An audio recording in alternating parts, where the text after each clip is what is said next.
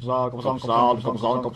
YouTube, Coppersan here, and welcome to the 6th episode of the mini-series Zero to Hero, the leveling and progression series where we're starting on a fresh account without any characters on it, and we try to get as strong as possible before the Destiny update is released mid-June. Previously, we defeated Chaos through the Abyss for the first time and got 3 set pieces of the Fafnir set. However, I did not have the patience to wait a couple more days for the weapon, so instead I completed the Ryalias questline and weeklies to get enough coins from that to purchase a boss reset ticket. We were able to get 14 coins, so I could get 1 Chaos Vellum reset ticket. This was our lucky ticket to get that Fafnir weapon. Those tickets allow you to find the boss again and get the rewards again, even if you already cleared the boss once that week. And after a quick Chaos Vellum beatdown, we got enough pieces to get our weapon. I also realized that I've been using a wand all this time. Not the end of the world, but we're going to switch things up and get a staff. We dropped an epic potential scroll on the weapon and boom, 9% magic attack on reveal. I can already tell this is gonna be a lucky weapon.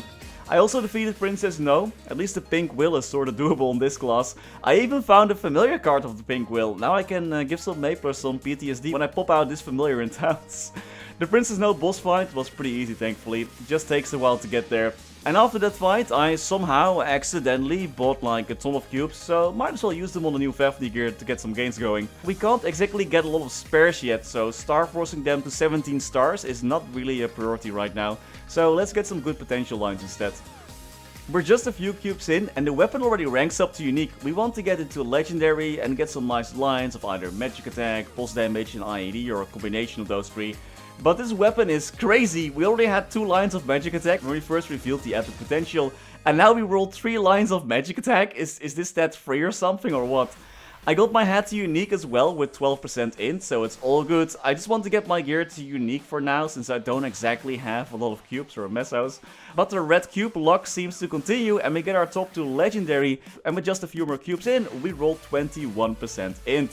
That works too, I guess. Just in time as well, as we only had like 1 cube left after this one. We're at 10,500 int right now, and what a better way to test our improvements than trying to take down hard Magnus. Man, this episode has all the worst bosses in it. I'm not sure who I dislike more, Princess No or this death simulator called Magnus. I actually managed to stay alive for relatively long thanks to some fancy footwork, but as soon as we had to get uncomfortably close to Magnus in his final stages, all hell broke loose. I'm nowhere near bursting him down, and without resistance link skills, even trying to live for more than a few seconds can be quite challenging, especially with all this BS falling down while Magnus is already super annoying by himself. By the way, I also started a second channel where I upload stream clips, including full boss fights, cubing and funny stream moments. You can watch the full boss fight and a lot more on that channel, link is in the description and top comment.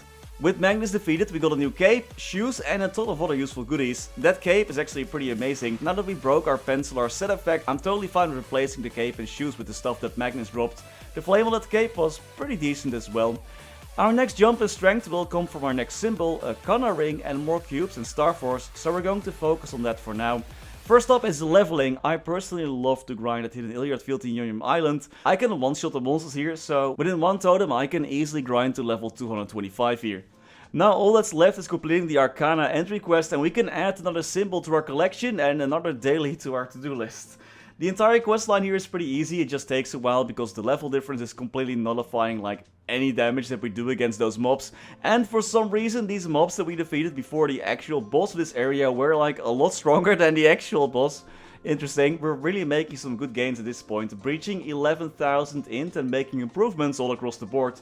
Now that we're starting to become a proper character, we can also clear all weekly bosses a lot faster. We defeated Chaos Succub and Chaos Queen without even dying once, and the burst against Pierre was a lot less close than the week before. Defeating these weekly bosses together with a few daily bosses like Arcarium earns us about 400 million mesos worth of boss crystals. And we also got those event thingies that we can then use to purchase flames, which is great because I kinda need those for my weapon, because that one still has a pretty bad flame at this point. Of course, with our newfound mesos we're going to buy some more cubes, but first we're also using the free cubes that we found from the boss monsters. Honestly, do we ever struggle on this account? Like seriously? Okay, I got some actual cash cubes now. Let's see what we can get. Okay, looks like we can struggle. 18 black cubes in and no rank up. And we only rolled 9% into the pants. Still some good gains, but not the greatest. I want to rank up the event ring as well, or at least get some better lines on it. So I started dropping red cubes on it, because those were my lucky cubes so far. We rolled triple HB lines and some other amazing lines for other classes, but nothing for us.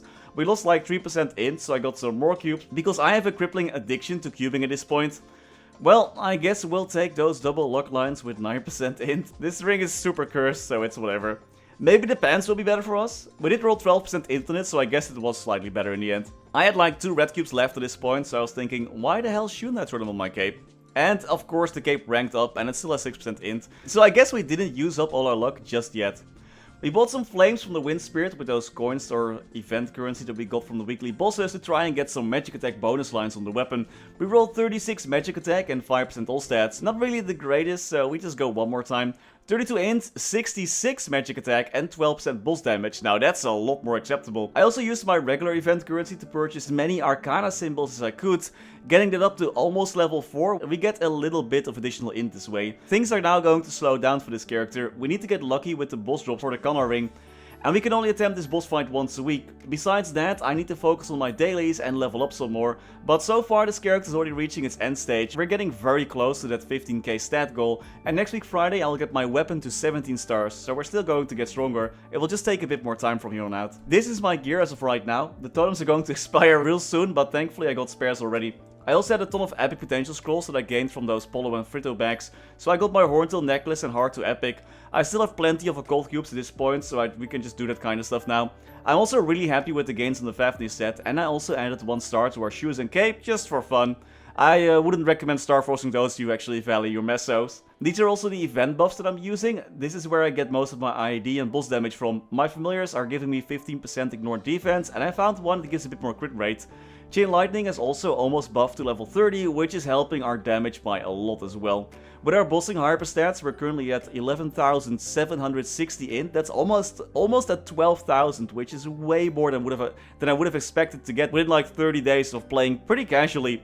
And that was all for today. I hope you enjoyed today's episode, and as always, many thanks to our members for making these videos possible.